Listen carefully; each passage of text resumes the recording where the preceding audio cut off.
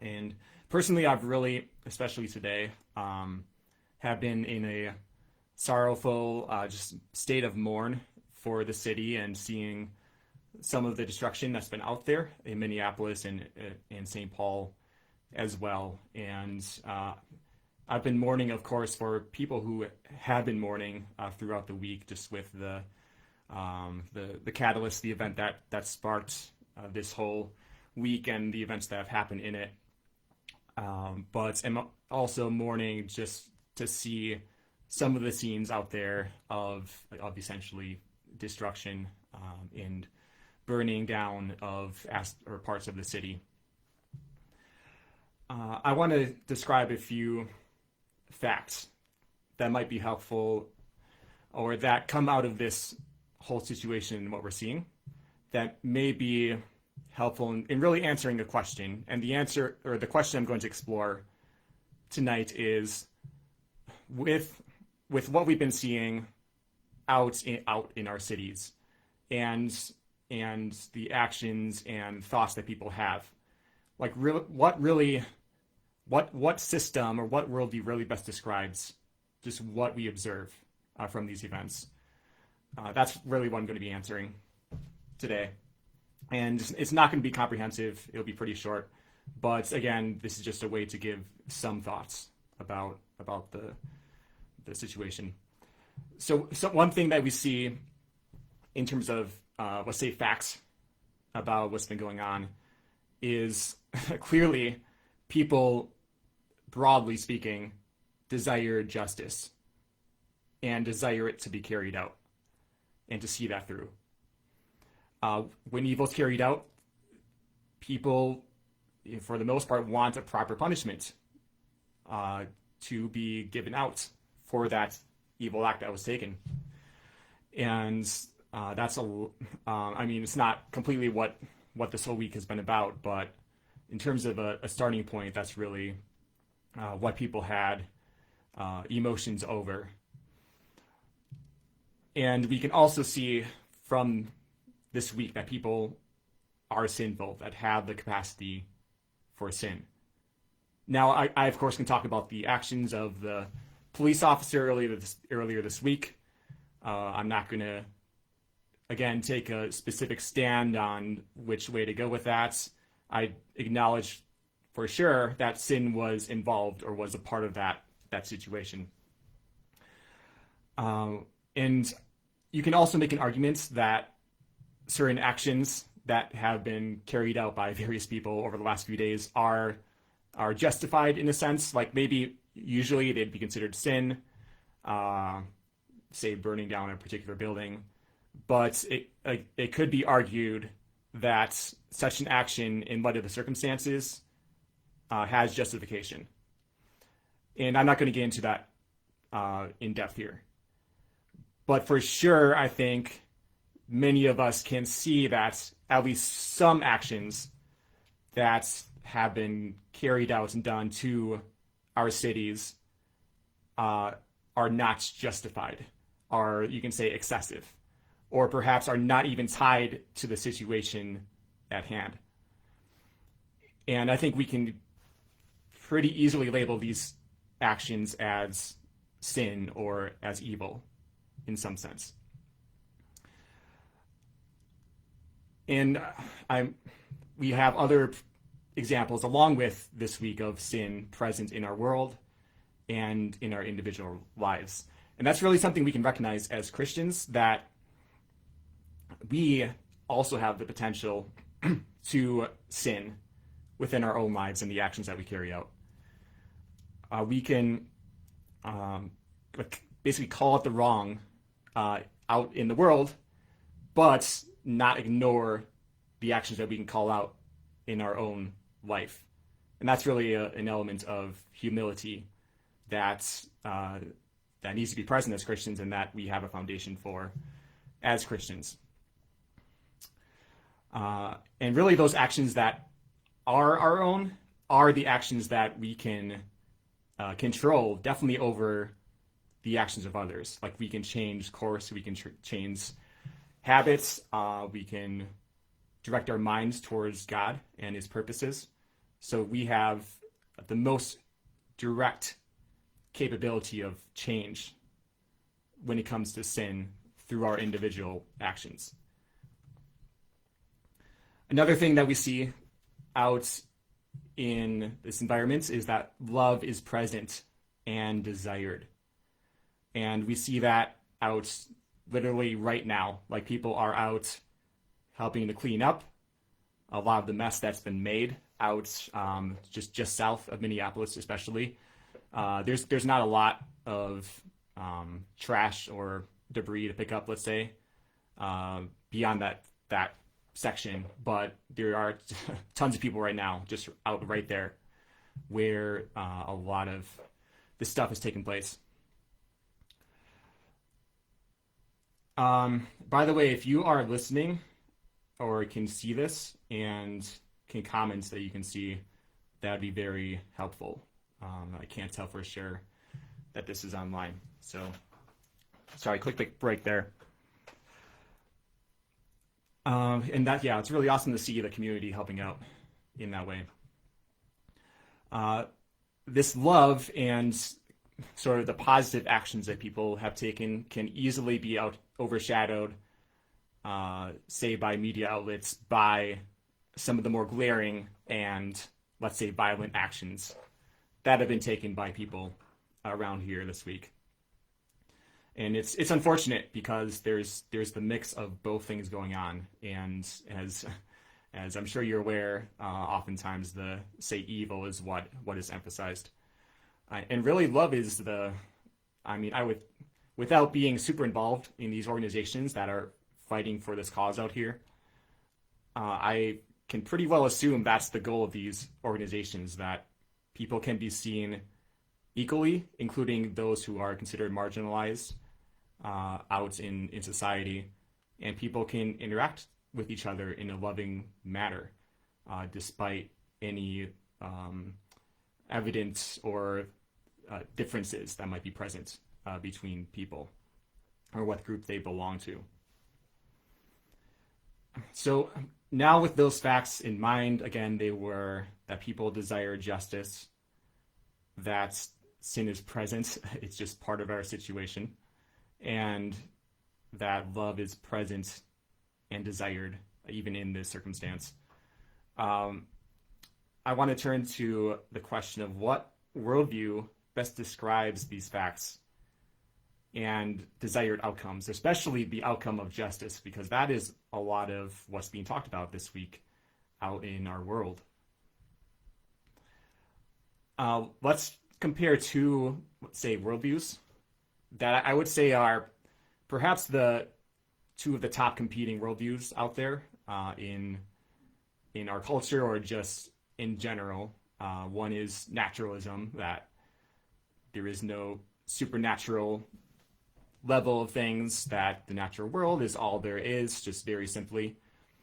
And then Christianity, founded in the life and actions of Jesus Christ and what is recorded about him in Scripture, along with the Creator God that allowed for everything to happen.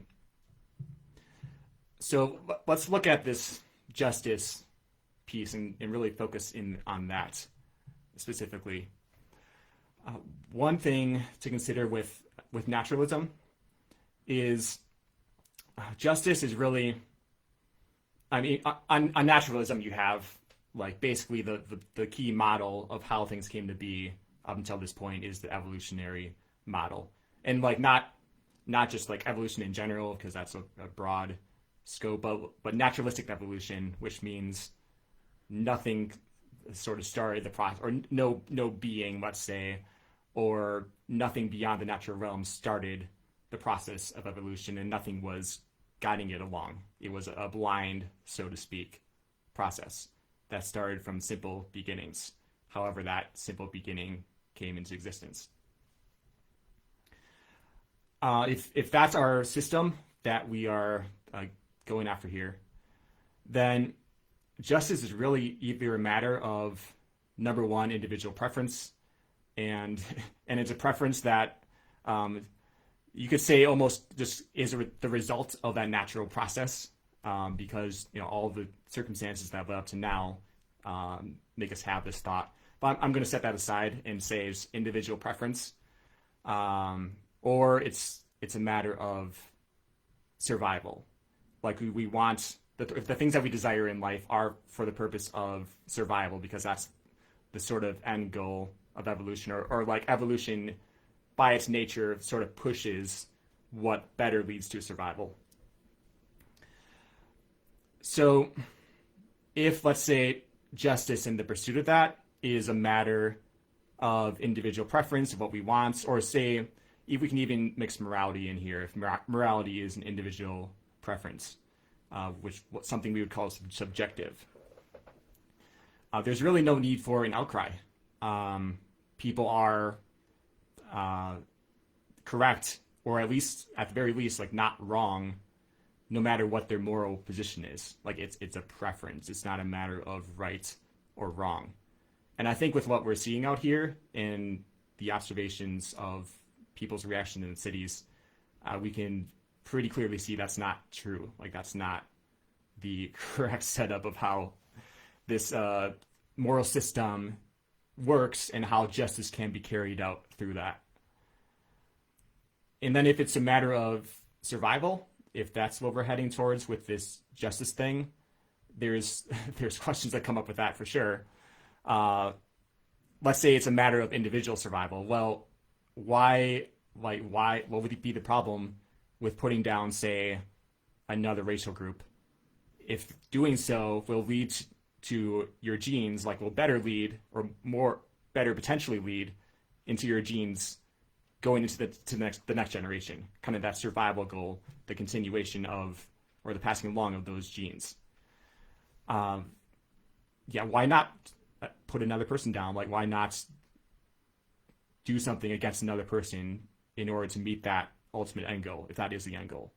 So that's like one problem that we can see with that survival-based system. And then we can talk about collective too, if things are considered, things are for the collective survival of people. But then there's questions of like what best leads to our survival. Is it one certain pool of genes? And of course that gets into like the Hitler discussion that always comes up during this, and I will not get into that. But I guess it really comes down to if survival is the thing most in question regarding this justice thing, then who determines what will lead most likely to survival, whether it's for the individual or it's for the collective? So just a question to think about, and this can get into a much longer discussion, of course. And next thing I want to say, these thoughts I've sort of jotted down. I didn't have a huge planning behind this necessarily, but justice, when we look at that now, I mean, I talked sort of about morality in this last piece here, about individual versus individual or survival when it comes to morality. And then, of course, justice is involved in all that discussion. But when we just look at justice itself, under naturalism, it's very unlikely that we will see justice come to fruition, like for justice to actually happen in our lifetime, or even just thinking about the distant future. That's the question, like when is justice actually realized? There's different opinions on when we actually see that. And even with these situations that we've come across, there's a sense that as we pursue justice, it ultimately seems unequal. Like no matter what punishment is carried out or what the outcome is, there's a cry for more action that will lead to justice. And as I say this, I know there's like racial issues at hand, and I'm not I don't have the purpose of going into those things. I know there's a lot of deep hurt and emotion, and of course I can't fully understand the emotions behind it and the experiences that come through that. But as much as I have the capacity to, I want to and try to empathize for people who have had difficult experiences with that element, with the racial type of element. But just putting that aside and really focusing on the philosophical considerations of this and what worldview best describes this stuff, under naturalism, it's just hard to see that justice, like how it could come through to something that's even nearly perfect or that is nearly complete.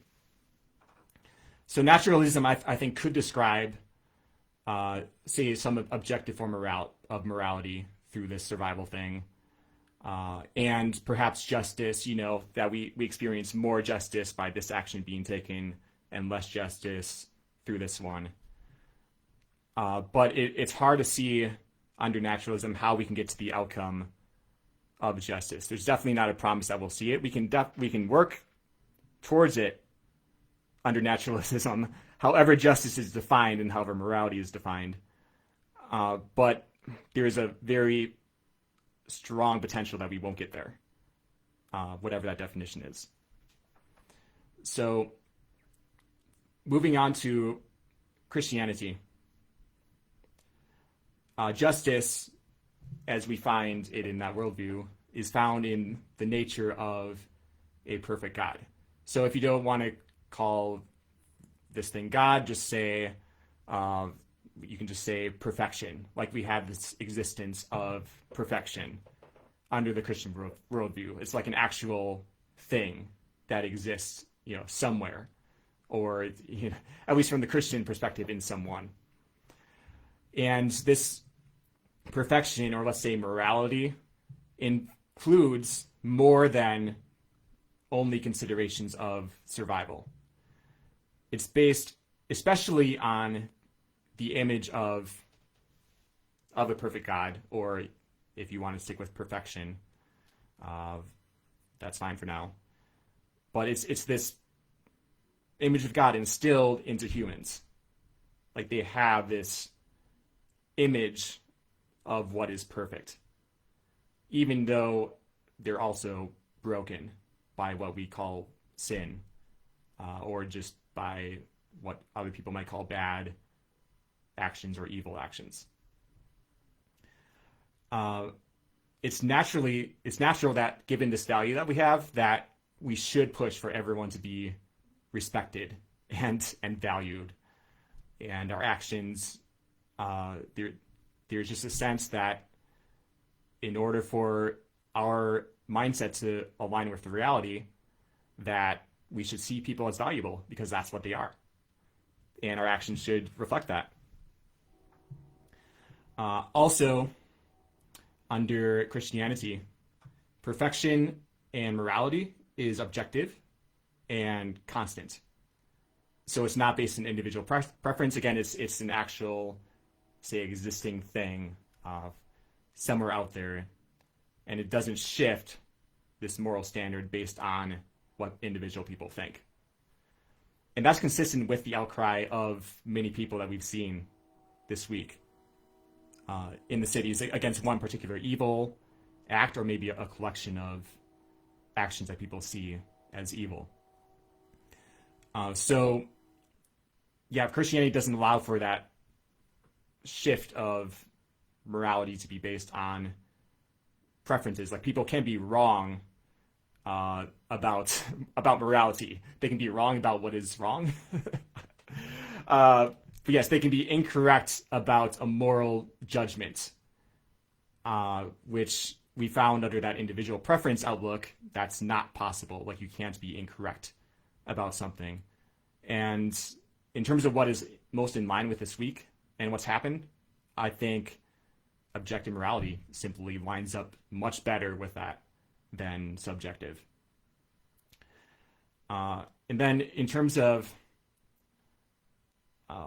the potential of justice, like justice will be administered by this perfect being that we find under Christianity.